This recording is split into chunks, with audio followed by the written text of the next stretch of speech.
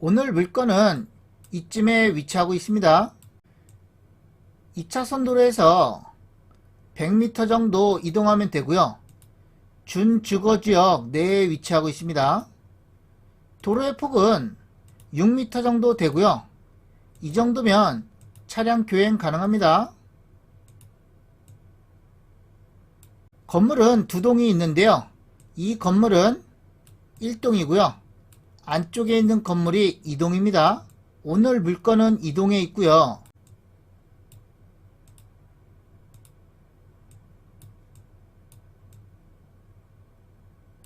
(2019년도에) 사용 승인된 현황은 다세대 주택으로 되어 있습니다. 공급 면적은 약 29평, 방 2개와 화장실 하나, 거실, 주방 등이 있고 엘리베이터 설치되어 있습니다. 겉모습은 멀쩡해 보이죠? 현재 1억 7천만원짜리가 76% 하락돼서 4천만원에 나와 있습니다. 바로 경매지 설명 이어가겠습니다. 새해 복 많이 받으시라고 많이 할인해드려요. 1개월 9,900원. 법원 경매 정보는 옥션통. 기필코 통하고 말 것이야. 울산지방법원 경매 물건입니다. 매각길은 2024년 2월 15일, 입찰하실 분은 오전 10시까지 울산지방법원 경매법정으로 가시면 되고요. 물건 소재지는 경상남도 양산시, 여기에 위치하고 있고요. 계속 확대해서 보겠습니다.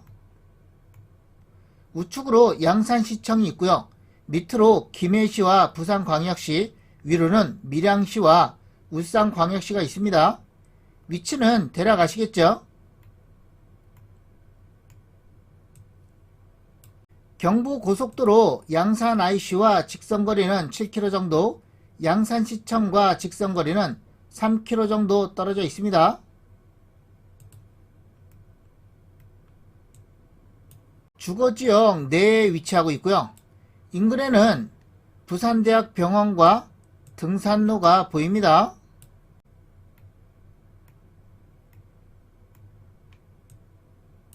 (2차선) 도로에서 이렇게 100m 정도 이동하면 되고요. 건물은 여기에 앉혀져 있습니다. 지금 바라보는 방향, 이쪽 방향이 북쪽, 이쪽은 동쪽, 서쪽, 남쪽이고요. 건물의 방향이 이렇게 돼 있어서 남서양으로 이루어져 있습니다.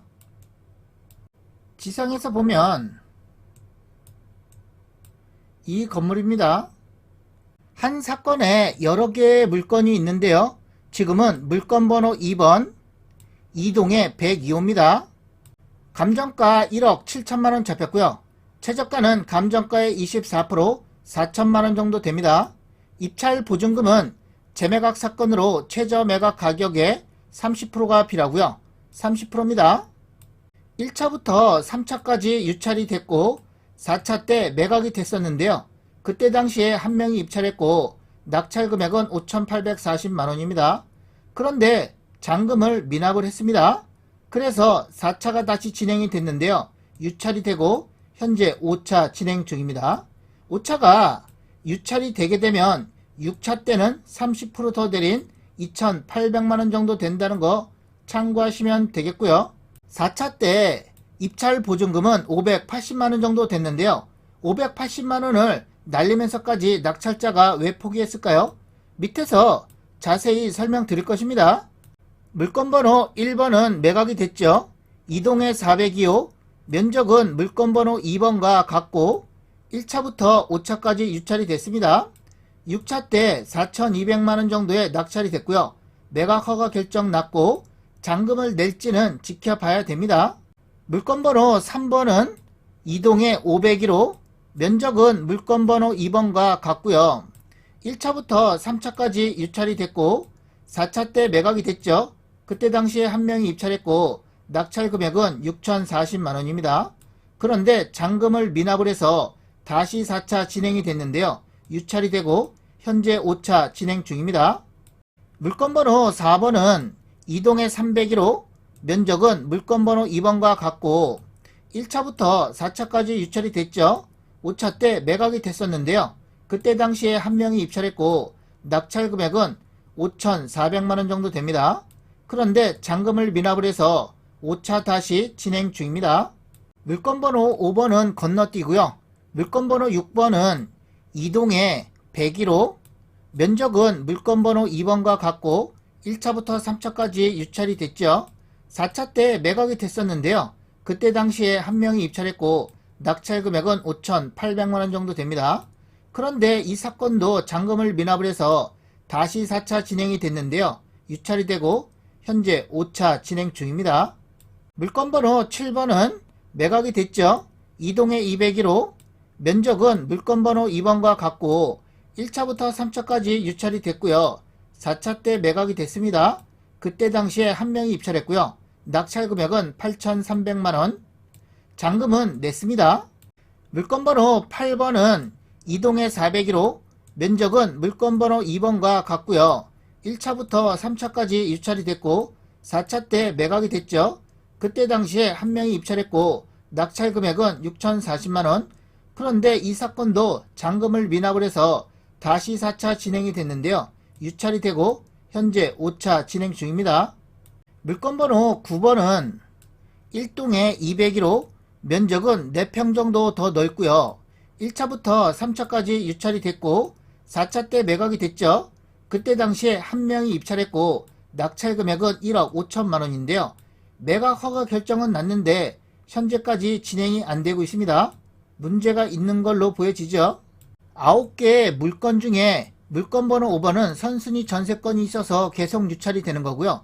물건번호 7번은 잔금을 냈죠. 1번은 매각이 됐으나 잔금을 낼지 지켜봐야 되고요.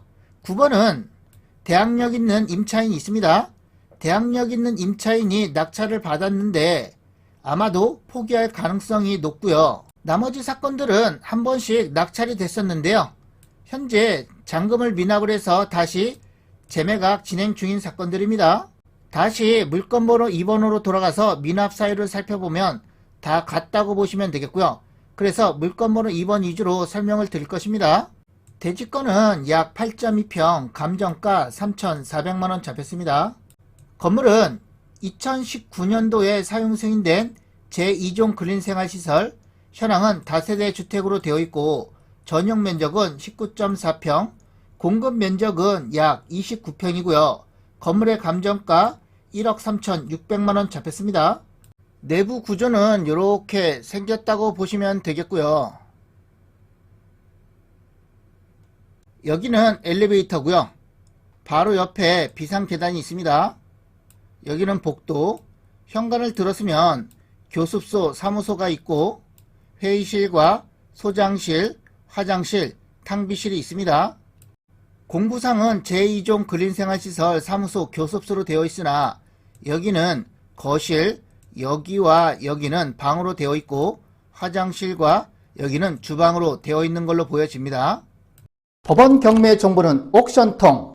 지금부터는 권리 분석이고요. 등기부의 권리 관계가 이렇게 나와 있는데요. 여기가 최선순위 설정일자, 말소가 되는 기준 권리를 가리키고 있고요. 최선순위 설정일자를 포함해서 밑으로 된 등기는 전부 다 말소된다고 보시면 되겠습니다. 등기부상 인수되는 권리 없고 하자 없죠. 임차인 현황을 보면 현재 한 분이 주거용 전부를 점유하고 있습니다. 전세권 등기자고요. 전세권 설정일자는 2020년 12월 23일, 최선순위 설정일자는 2020년 3월 13일이죠. 최선순위 설정일자보다 후순위이기 때문에 임차인은 낙찰자에게 대항력 없고요. 못 받는 보증금이 있다 하더라도 낙찰자에게 물어달라고 할 수 없고요. 이사 가셔야 되죠. 안 가시면 명도 대상이고요. 임차인 현황을 보더라도 하자 없죠. 매각 물건 명세서는 법원에서 권리 분석을 해놓은 건데요. 옥션통에서는 매각 물건 명세서를 열어보지 않아도 한눈에 보게끔 여기에 기재해놨습니다. 등기된 부동산에 관한 권리 또는 가처분으로 매각으로 그 효력이 소멸되지 아니하는 것 해당 사항 없고 매각에 따라 설정된 것으로 보는 지상권의 경우 해당 사항 없습니다. 비고란에는 참고사항과 주의사항이 적혀져 있고요. 3번부터 보면 재매각 사건으로 입찰 보증금은 최저 매각 가격의 30%고요. 공부상 제2종 그린생활시설이나 현황은 다세대 주택이어서 집합 건축물 대장상 위반 건축물로 등재되어 있음이라고 되어 있습니다. 건축물 대장상에는 철근 콘크리트 구조 제2종 그린생활시설 교습소로 되어 있으나 주택으로 불법 용도 변경을 해서 위반 건축물 노란 딱지가 딱 붙었습니다. 이 노란 딱지가 붙으면 매년 500만원 정도 이행 강제금을 내야 됩니다. 잔금을 미납한 사유는 위반 건축물인지 몰랐을 가능성이 있고요. 또한 낙찰을 받아서 대출을 받아야 되는데요. 위반 건축물은 경락잔금 대출이 거의 안 나온다고 보시면 되겠습니다. 현황이 다세대 주택으로 되어 있는 부분을 제2종 그린생활시설 교습소 용도로 원상복구를 하면 위반 딱지를 뗄 수가 있고요. 대출도 가능하겠죠. 어느 분들은 다세대 주택으로 용도 변경을 하면 되지 않냐 이렇게 얘기를 하는데요. 먼저 용도 변경을 하기 위해서는 준공 당시 제2종 그린생활시설 교습소로 원상복구를 한 다음에 용도 변경을 할 수가 있습니다. 먼저 위반 딱지를 뗀 다음에 용도 변경을 할 수가 있다는 것이고요. 이 동에는 총 8세대가 있는데요. 기본적으로 다세대 주택은 세대당 주차 한 대씩 해서 8대 정도는 확보를 해야 되고요. 제2종 그린생활시설은 4대 정도만 확보해도 됩니다. 현재로서 제2종 그린생활시설 교습소로 원상복구를 하고 위반 딱지를 뗀다 하더라도 주차 대수를 확보할 수 없기 때문에 용도 변경은 불가능하다고 보시면 되겠고요. 그러면 현 시점에서 다시 낙찰 받으신 분이 위반 딱지를 떼기 위해서는 어떻게 해야 될까요? 이런 가구들과 침대들은 밖으로 빼내야 되고요. 주방에 있는 이런 싱크대들은 그냥 놔둬도 상관이 없고요. 탕비실로 쓰시면 됩니다. 누가 보더라도 사무실같이 보이면 되고요. 그러면 위반 딱지를 뗄 수가 있고요. 어렵지 않죠? 여기에 교습소라고 나와 있는데요. 사무실 용도로 사용해도 되고요. 꼭 사무소로 기재하고 싶으면 표시 변경 신고하면 되고요. 허가사항이 아니고 신고사항이기 때문에 쉽습니다. 정리를 해보면 등기부상 하자 없었죠. 임차인 현황에도 하자 없었고요. 단 이 물건을 낙찰을 받아서 주택으로 사용하실 분은 안 되고요. 제2종 근생 사무실 용도로 사용하는 데는 괜찮습니다. 그리고 위반 건축물 노란 딱지 떼는데도 어렵지 않다고 설명드렸습니다. 옥션통은 더 쉽게, 더 빠르게, 더 정확하게, 더 저렴한 법원 경매 정보 사이트입니다. 회원 가입 시 전국 10일 무료고요. 다시 없을 파격적인 84% 할인 진행하고요. 지금 이벤트 기간에 결제하시면 월 9,900원에 이용 가능하십니다. 이벤트 기간은 예고 없이 종료됩니다. 오늘도 땅지통 멤버십에 가입해주신 회원님 감사드리겠습니다. 허호영님 땅이웃에 가입해주셨고요. 문용균님 땅이웃에 가입해주셨습니다. 감사드리겠습니다. 그제 가입해주신 회원님도 또 감사드리고요. 여러분의 후원금은 땅지통한테 큰 힘이 됩니다. 이 후원금은 영상 제작과 좋은 일에 사용하도록 하겠고요. 멤버십 회원님들께서 부동산 관련해서 궁금한 사항 있으면 언제라도 땅지통한테 연락 주시면 무료 상담 가능하고요. 먼저 멤버십 회원이라는 등급과 닉네임을 문자로 보내주시면 전화드리도록 하겠습니다.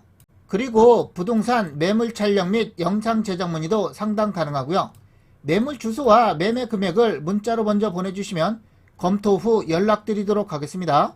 나머지 궁금한 사항은 댓글 남겨주시면 답글 드리도록 하겠습니다.